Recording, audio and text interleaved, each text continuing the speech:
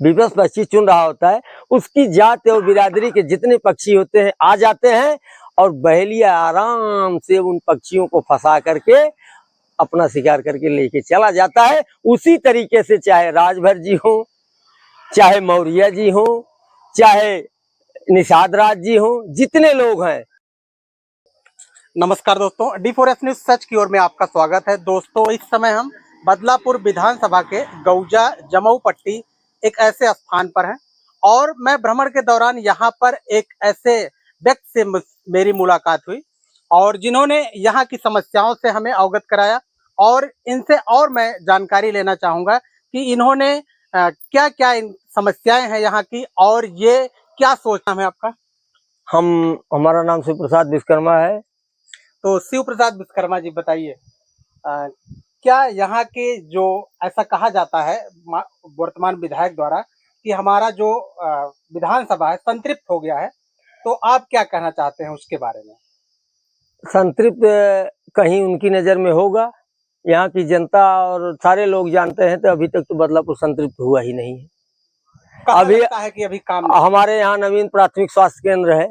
ये जो पीछे दिख रहा है, पीछे जो दिख रहा है, कई बार कहा भी गया है विधायक जी से कि अभी तक तो डॉक्टर ही यहाँ पर नहीं उपलब्ध है, यहाँ तक कि अभी कोई यहाँ पर फार्मासिस्ट भी नहीं है। और ये अस्पताल बन गया, सिर्फ शोरूम बना हुआ है। शोरूम है, ये चरागाह समझ लीजिए इसको। इसमें एक स्वीपर रहते हैं, मुन्ने अली जी, चाहे उनको डॉक्टर समझिए चाहे फार्मासिस्ट समझिए, वो बेचारे आते हैं, ताला खोलते हैं और अपने समय तक रहते हैं और चले जाते हैं। अच्छा, कितने बड़े गांव, मतलब कितने गांव का ये सामुदायिक स्वास्थ्य केंद्र? ये समझ लीजिए कि हमारा नया पंचायत अर्जुनपुर है, अर्जुनपुर जोखापुर दोनों नया पंचायत, यहाँ तक कि सिंगरामोग तक के लोग, बरैया तक के लोग भी यहाँ से प्रभावित रहते हैं। यह हमारा नवीन प्राथमिक स्वास्थ्य केंद्र, आप समझ लीजिए कि कोविड-19 में इसकी इतनी बड़ी विस्तार से लोगों के बीच में इसकी सूचना पहुंची, यहाँ पर हमारे यहाँ वैक्सीन जो है उपलब्ध रहा, लोग दूर दूर से आकर के वैक्सीन का लाभ लिए हैं। लेकिन आज दुर्भाग्य ऐसा है कि हमारे इस नवीन प्राथमिक स्वास्थ्य केंद्र पर कोई डॉक्टर उपलब्ध नहीं है। ये हम लोगों का दुर्भाग्य है। तो क्या मांग करते हैं सरकार से, क्या मांग करते हैं? सरकार से मांग है हमारी कि उचित व्यवस्था होनी चाहिए। यहाँ हम लोग सामुदायिक स्वास्थ्य केंद्र बदलापुर से 20 किलोमीटर दूर पर है हमारा। ये हमारा नदी का किनारा है, यहाँ पर व्यवस्था उचित होनी चाहिए। जबकि सरकार का ढिढोरा है कि अब पूरे देश में व्यवस्थाएं उचित हो गई हैं, लेकिन अभी तो ऐसा हमारे क्षेत्र में देखने को नहीं मिल रहा है। मतलब धरातल पर ऐसी कोई बात नहीं है, सिर्फ पोस्टर और अखबारों में और टीवी मीडिया में ऐसा दिख रहा है कि हम विकसित हो गए हैं, 5 ट्रिलियन की इकोनॉमी है। मैं आपके इस दूरसंचार का धन्यवाद करता हूं। बाकी जो टीवी और मीडिया की आप बात कर रहे हैं, चौथा स्तंभ जो हमारा कहा जाता है देश का, वो लोग तो चाटुकारिता की बात करते हैं, देश की बात नहीं करेंगे, शिक्षा की बात नहीं करेंगे। शिक्षा के रोजगार, जो बच्चे रोजगार मांगते हैं, उनकी नीट का पेपर लीक हो रहा है, इस पर कोई बात चर्चा नहीं होती है। चर्चा होती है 5 किलो राशन, प्रधानमंत्री का आम का खाना, प्रधानमंत्री के वस्त्रों का, प्रधानमंत्री ने क्या कहा, यही बातों की चर्चा होती है। प्रधानमंत्री से अभी तक किसी पत्रकार ने कभी प्रश्न नहीं पूछा कि हमारे देश में मणिपुर जल रहा है, आप उस पर जरा बोल दीजिए। प्रधानमंत्री जी है किसी आप में है दम, किसी पत्रकार में है दम जो पूछ ले प्रधानमंत्री से? मनमोहन सिंह नहीं है कि अन्ना हजारे रोड पर बैठ जाएंगे अनशन पर और दिल्ली में केजरीवाल की सरकार बन जाएगी। जो अनशन करता है, चाहे वो छात्र हो, चाहे किसान हो, चाहे नौजवान हो, उसकी जुबान को बंद कर दिया जाता है। तो मुझे भी भाई बहुत डर ही लग रहा है। लेकिन काश मैं हिंदुस्तान का हूं, पहले भारत का हूं, उसके बाद किसी भी दल का हो सकता हूं। पहले मैं भारत का हूं, तो भारत का नागरिक होने के नाते मेरा नैतिक कर्तव्य बनता है, अगर देश के लिए हमारे नौजवान अगर शहीद हुए देश की रक्षा के लिए, अगर मेरे साथ ऐसा भी कुछ होता, मुझे कोई गम नहीं है। ये देश की हमारे बात है कि हमारे देश का नौजवान किसान सुरक्षित रहे, हमारे देश की इकोनॉमी बढ़े, हमारे देश का नाम बढ़े। तो तीसरी सबसे बड़ी अर्थव्यवस्था तो है भारत की, इसके पहले तो इससे कम। अगर तीसरी अर्थव्यवस्था आज आप कह रहे हैं, तो पहली अर्थव्यवस्था तो रही होगी, तभी तो तीसरा नंबर आया। पहले और देश है, पहले और देश में रहे होंगे कोई देश। अगर आप तीसरे पर हैं तो आपका नंबर तो रहा होगा, तब तो आप तीसरे पर हैं। तीसरे से नीचे थे, 5वीं 6वीं। ये तो आप समझ लीजिए दुर्भाग्य है देश का दुर्भाग्य है। जहाँ की करेंसी जो है गिरी है 45 से आज 95 99 पहुंच गई है। आपको क्या लगता है, इसके पहले ये कहा जा रहा था कि जिस देश का प्रधानमंत्री गिरा होता है उस देश का रुपया गिरता है, और आज जो है रुपया जो है डॉलर की कीमत दिन प्रतिदिन बढ़ती जा रही है, रुपया कमजोर होता जा रहा है। इस पर क्या कहें? ये हमारे आका का ही बयान है कि जिस देश की मुद्रा राशि अगर गिरती है तो उस देश का प्रधानमंत्री के सर्वसार्म होना चाहिए, और प्रधानमंत्री के हाथ में जल थल वायु सेना तीनों जो है मालिक होते हैं। और हमारे देश में अगर घुसपैठ होता है, हमारे देश में कोई घटना घटती है या हमारे देश की मुद्रा राशि गिरती है तो इन सारी समस्याओं के जिम्मेदार प्रधानमंत्री होता है, क्योंकि हमारे देश का प्रथम व्यक्ति प्रधानमंत्री का नैतिक कर्तव्य जो जनता के द्वारा चुने जाते हैं। आपको क्या लगता है किसके कार्यकाल में भारत और अच्छे से डेवलप कर जाएगा? भारत को डेवलप करने के लिए पढ़ा लिखा नौजवान उत्तर प्रदेश के लिए और जो देश की जनता के लिए, पूरे देश में केवल एक नेता है, उस नेता का नाम है माननीय अखिलेश यादव जी, जो समाजवादी पार्टी राष्ट्रीय अध्यक्ष हैं, और उनके सिवा तो कोई दिखाई नहीं दे रहा है। तो क्या तुलना करते हैं आप समाजवादी पार्टी के 5 साल के कार्यकाल के और भारतीय जनता पार्टी के लगभग 10 साल के कार्यकाल? हमारी सरकार केवल राज्य में रही है, केंद्र में माननीय मुलायम सिंह जी रक्षा मंत्री रहे। पूरा देश जानता है कि नौजवान के अर्थी केवल बिल्ला आता था, और जब रक्षा मंत्री हुए तो नौजवान के अर्थी के साथ सहायता राशि और पार्थिव शरीर राशि और राजकीय सम्मान के साथ जो है उनके परिवार को सुपुर्द किया गया। तत्पश्चात जब उत्तर प्रदेश में 12 से 17 तक उत्तर प्रदेश में सरकार आई, तमाम व्यवस्थाएं आई, 108, 112, 100 नंबर, तमाम ऐसी व्यवस्थाएं आई जिससे जनता प्रभावित हुई। वो चाहे पेंशन रही हो समाजवादी, चाहे नहर का पानी हो हेड से लेकर टेल तक, किसानों का जो है चाहे वो सिंचाई का काम रहा हो, चाहे किसानों का एक्सीडेंटल बीमा रहा हो, सारी व्यवस्थाओं से अलग थे उत्तर प्रदेश के लोग अखिलेश के समय में। और इस आने वाले जो 10 साल का कार्यकाल, इसमें आपको क्या नहीं मिला? ये तो जीरो टॉलरेंस आप देख ही रहे हैं। अयोध्या का मामला अभी टूर पकड़ा हुआ है, जो हमारे भगवान के साथ भी अन्याय हो रहा है। इसके आगे हम कुछ कहना नहीं चाहेंगे। पूरा देश और पूरी दुनिया देख रही है क्या लीला चल रही है। क्या हो रहा है अयोध्या में भगवान के साथ, क्या अन्याय? किसी को बचाया जा रहा है, किसी को फंसाया जा रहा है। अरे उसको SIT इसका रिपोर्ट तो जब FIR नहीं हुआ तो SIT कहाँ से?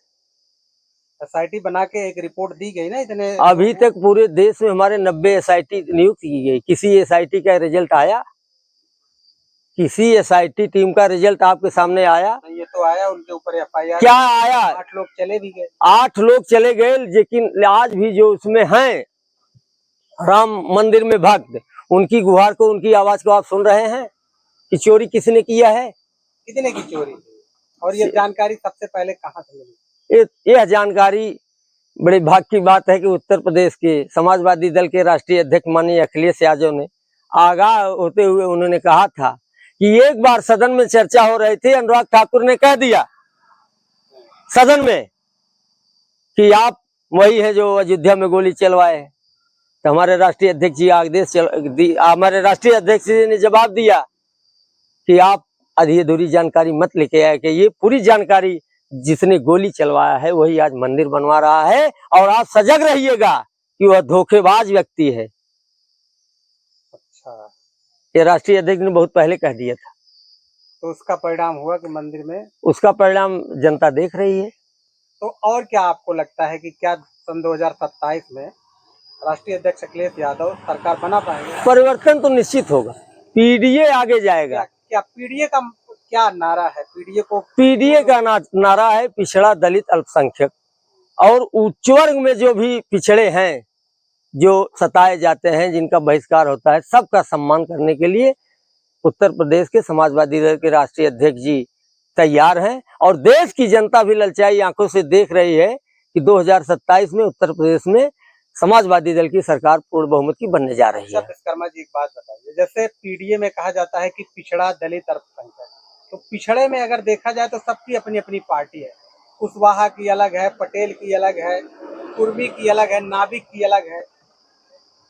आप बताइए कहाँ से ये पीडीए हो रहा है? जिस तरह से बहेलिया किसी जंगल में पक्षी को बचाने के लिए पहले निरीक्षण करता है कि उस जंगल में किस वैरायटी के पक्षी हैं, वो जाता है पहले निरीक्षण करके आता है और उस पक्षी को पहचान लेता है कि इसी जात के पक्षी ज्यादा हैं, उसी जात का एक पक्षी दूसरे दिन पकड़ता है और पकड़ के ले जाके शाम को उसी जंगल में बांध देता है और अपने दाना बिखेर कर जाल फैला देता है और वो पक्षी बधा रहता है और दाने को चुन रहा होता है। विवश पक्षी चुन रहा होता है। उसकी जात और बिरादरी के जितने पक्षी होते हैं आ जाते हैं और बहेलिया आराम से उन पक्षियों को फंसा करके अपना शिकार करके लेके चला जाता है। उसी तरीके से चाहे राजभर जी हो, चाहे मौर्य जी हो, चाहे निषाद राज जी हो, जितने लोग हैं 27% आरक्षण के अलावा आज तक बता दीजिए कि चाहे हमारे समाजवादी दल के माननीय मुलायम सिंह जी, कांसी राम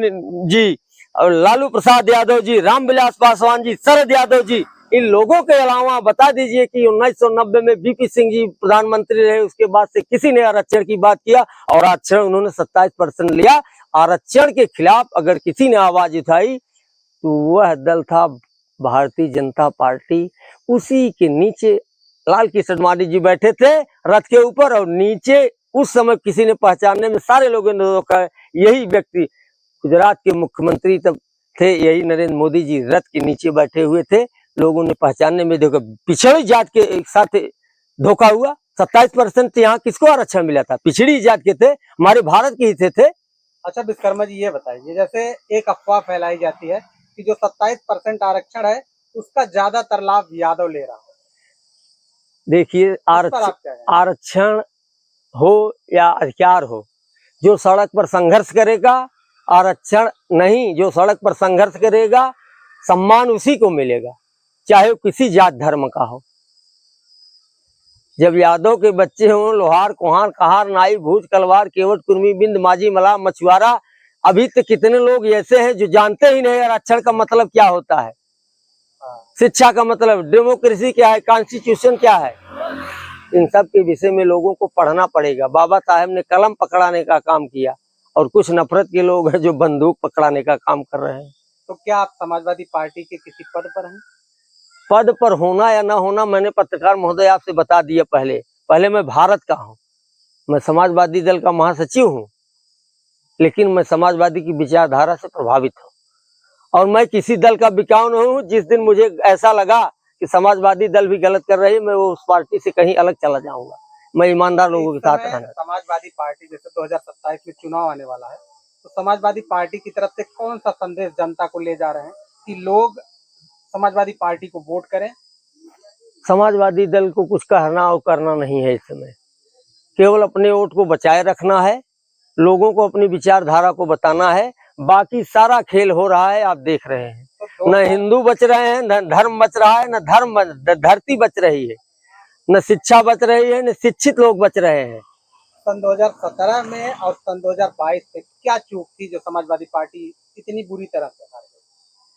चूक कहीं से नहीं थी, इलेक्ट्रॉनिक मशीनरी की जो कमी है यही थी। ये तो सारी पार्टियां आरोप लगा, आरोप नहीं, आरोप है कि किसी पार्टी किसी दल ने अभी तक नहीं कहा कि मैं उत्तर प्रदेश में 80 लोकसभा सीट है, अगर 80 की 80 लोकसभा सीट अगर समाजवादी दल जीत जाता है तो मैं सरकार में आने के बाद भी पहले इलेक्ट्रॉनिक मशीन को बंद करूंगा, ईवीएम को तो निश्चित बैन लगा दूंगा। जनता अपने अगर वोट देने जाती है तो जनता को विश्वास होना चाहिए कि मैंने किसको वोट दिया।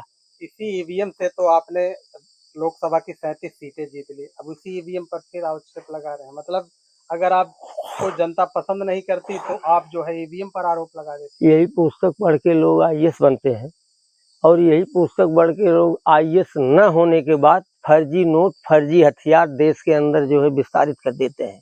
तो इससे में ज्यादा कुछ कहना नहीं, आप खुद समझ लीजिए, वही पुस्तक है। तो आपका प्रयोग करने का तरीका कैसा है? तो विश्वकर्मा जी क्या आपको लगता है कि आपके समाज के लोग समाजवादी पार्टी का सपोर्ट करेंगे? सारे लोग मान सम्मान जहां मिलेगा वहीं जाएंगे। वो नहीं जान रहे पीडीए क्या है। तो इस बार 2027 में सरकार बना निश्चित निश्चित 2027 में सरकार जा रही है। हमारे चैनल के माध्यम से क्या आप संदेश देंगे जनता को? हम जनता से हाथ जोड़ के निवेदन करना चाहते हैं कि आप लोग भी पीडीए में हैं और 2027 के लिए तैयार रहिए और अखिलेश जी को उत्तर प्रदेश का मुख्यमंत्री बनाना काम करिए। बहुत बहुत धन्यवाद, आपने अपना कीमती समय दिया।